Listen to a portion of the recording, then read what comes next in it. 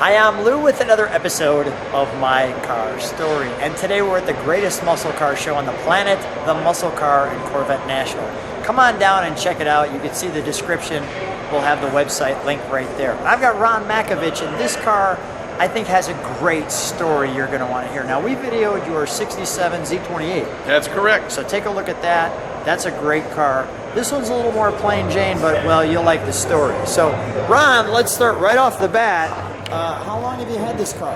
51 years, Lou. What year, make, and model is this one? 1970 Camaro, base model, autumn gold metallic. Let's go right to the car and we'll hear the story. So while I share this car, we'll hear the story.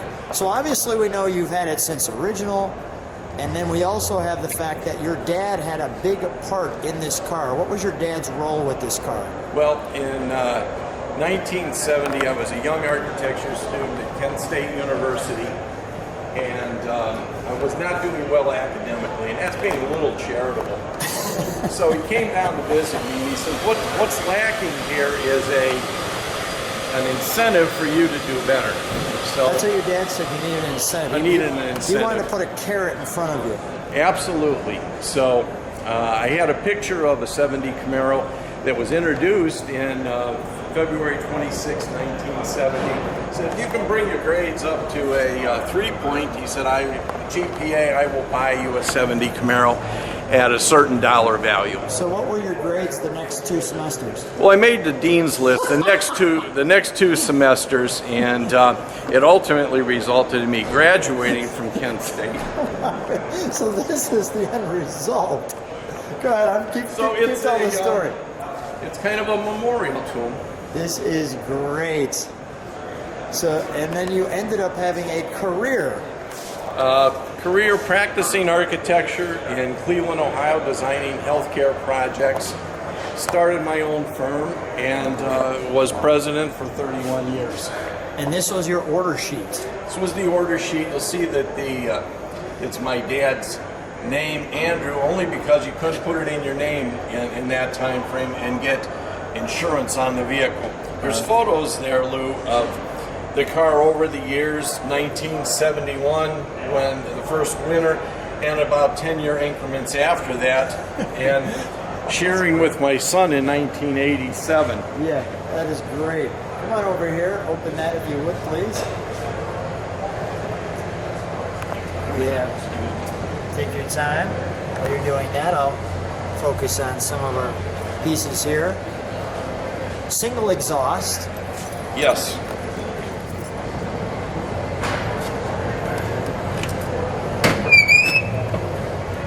Spare tire has never been on the ground. It is the original spare that came with the car, a Uniroyal.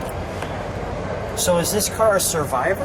It is a survivor. It's never been restored. Never been restored. 43,500 miles on the vehicle. That's interesting. They put a weight on the spare. In that era, all of the spares were balanced at the factory. That's interesting. All right, we'll close that. May I open it? Of course. Thank you.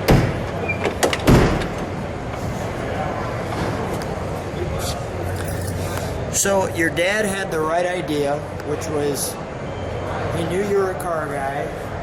He hit your passion. You had a car like this up on the wall. And lo and behold, here it is. I love the way your dad did that and created a career for you. Wow, that's just great. Now tell me what this radio is. Well, at the time, Lou, I could not afford the option for an AM/FM radio, so this was an add-on to the AM radio that turned it into an FM radio, and ironically, it fit right into the dashboard slot that was built at the factory. So it's a day 2 correct piece. Yep. That is great. Are those the original miles? Those are the original miles. First time around. Wow. Well, you really know how to take care of your cars, that's for sure.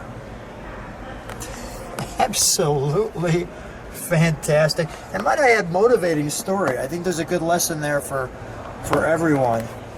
And let's take a look under the hood, shall we?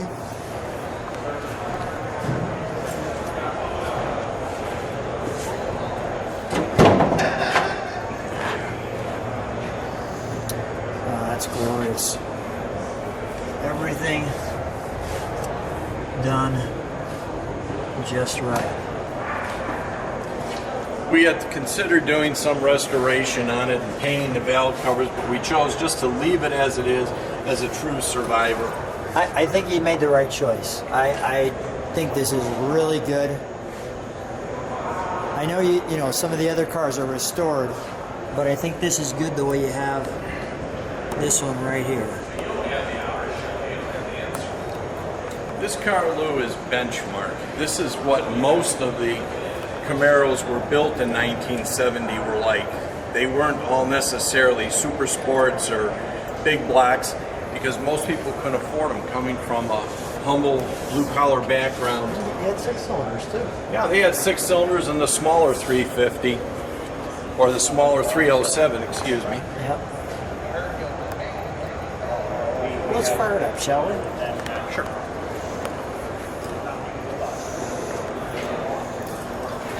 I'll get a little single exhaust note on this one.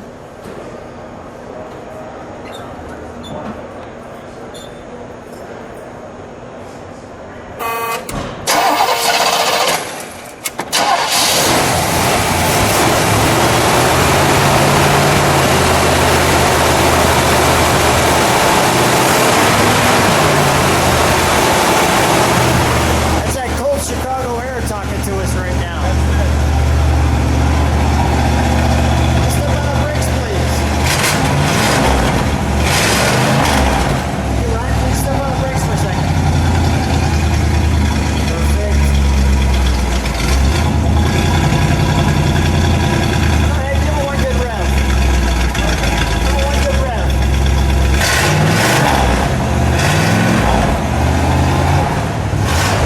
We'll shut that off. Come on out. All original survivor with the original owner. I love this story on your car, Ron. It's so fun to see you again. Thanks for connecting. Go ahead. Thank you for the opportunity, Lou, to do this with you. It's a special car. It's a special event. Thank you so much. And this is the kind of thing that we have the stories to go along with the cars. Thank you so much. Thank you.